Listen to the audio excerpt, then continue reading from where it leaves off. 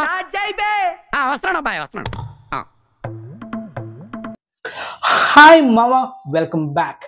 Cinema పిచ్చోటి YouTube channel స్వాగతం మామ. రీసెంట్ గా రిలీజ్ అయిన Om Bheem Bush theatre version super hit అయింది. అండ్ థియేటర్ రిలీజ్ అయిన 3 వారాల గ్యాప్ లోనే 2 days బ్యాక్ అమెజాన్ ప్రైమ్ లో ఈ ఓం భీమ్ బుష్ మనకు స్ట్రీమింగ్ అయింది. అండ్ చాలా మంది ఈ సినిమా థియేటర్ చూశారు అండ్ చాలా మంది ఓటీటీలో కూడా చూశారు. కాబట్టి ఈ సినిమా స్టోరీ ప్రత్యేకంగా చెప్పాల్సిన అవసరం లేదు. కాబట్టి ఈ సినిమా ప్లస్ పాయింట్ ఏంటి, మైనస్ పాయింట్ ఏంటి, దాని గురించి మాట్లాడుకుందాం. అండ్ ఈ సినిమా ఒక ముక్కలో చెప్పాలంటే మామ, ఫస్ట్ హాఫ్ చాలా బాగుంది అండ్ ఫుల్ ఎంటర్టైనర్. ఎప్పుడైతే సెకండ్ హాఫ్ స్టార్ట్ చేస్తారో మనకు చిప్ అయితే దొబ్బుతుంది మామ ఎస్పెషల్లీ. అండ్ డైరెక్టర్ మాత్రం ఎస్పెషల్లీ సేఫ్ గేమ్ ఆడాడు మామ. అదేంటంటే ఈ సినిమా టైటిల్ కింద ఒక క్యాప్షన్ ఇచ్చాడు. ఆ క్యాప్షన్ ఏంటంటే నో లాజిక్ ఓన్లీ మ్యాజిక్. ఆ క్యాప్షన్ పెట్టకపోయింటే మాత్రం కనుక సినిమా అట్టర్ ఫ్లాప్ అయ్యింది. సేఫ్ గేమ్ మామ, మంచి safe game. And first half మాత్రం హిలరియస్ ఫన్ అండ్ వాళ్ళు ముగ్గురు చేసే ఆ పనుల వల్ల జనరేట్ అవ్వడం ఆ కామెడీ చాలా బాగుంది. ఎప్పుడైతే మన హీరో బ్యాచ్ ఆ భైరవపురంలోకి అడుగు పెడతారో అక్కడ 20 minutes తర్వాత బాగుంటుంది. అక్కడ ప్రజలకి ట్రీట్మెంట్ చేసే టైప్ చాలా బాగుంటుంది అన్నమాట హిలరియస్గా.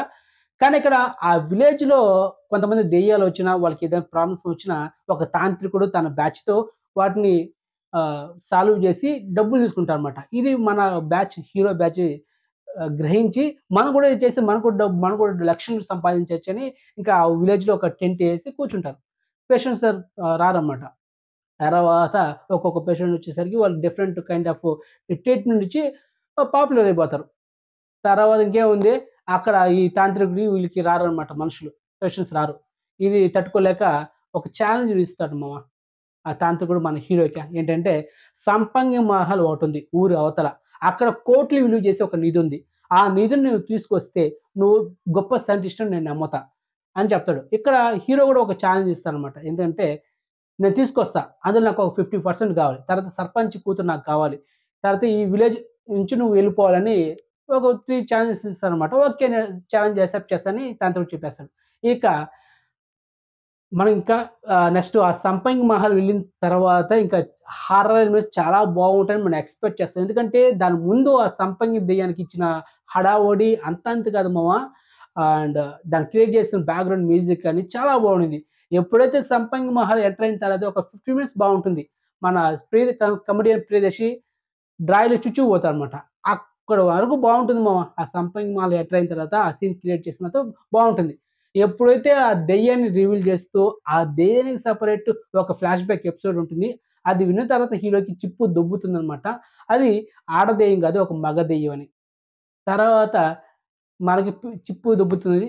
కట్ చేస్తే ఇంకా మన హీరో ఆ దెయ్యాన్ని పెళ్లి చేసుకోవాలి క్లైమాక్స్లో. క్లైమాక్స్ అంత వరస్ట్ ఉంది మామ, క్లైమాక్స్ అస్సలు నచ్చలేదు. ఇది మూవీ ఫ్లాట్ అనమాట.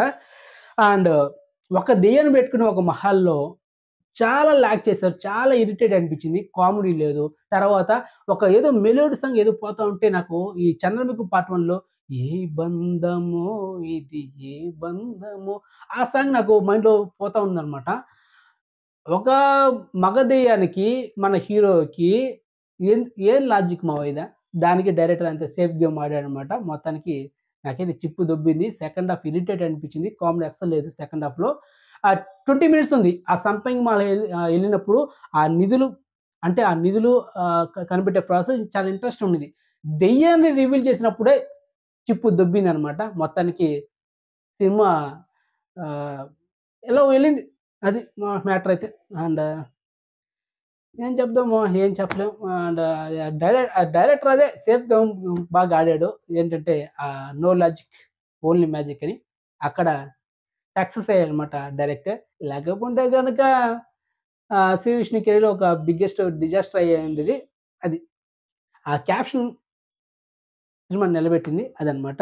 సో, నాకైతే ఫస్ట్ హాఫ్ చాలా బాగా అనిపించింది. కానీ సెకండ్ హాఫే దొబ్బింది. సో, ఏ సినిమా అయినా సెకండ్ హాఫే బాగుండాలి. కానీ ఈ సినిమా సెకండ్ హాఫ్ చాలా ఇరిటేట్ అనిపించింది. కానీ ఆ డైరెక్టర్ ఆ క్యాప్షన్ వల్ల బతికిపోయాడు. మొత్తానికైతే నాకైతే ఈ సినిమాకి నేనిచ్చే రేటింగ్ 5 ఔట్ ఆఫ్ 2.5 మామ అది. సో, మీకెలా అనిపించిందో కామెంట్ చేయండి. ఓకే. సో, బాయ్ మామ.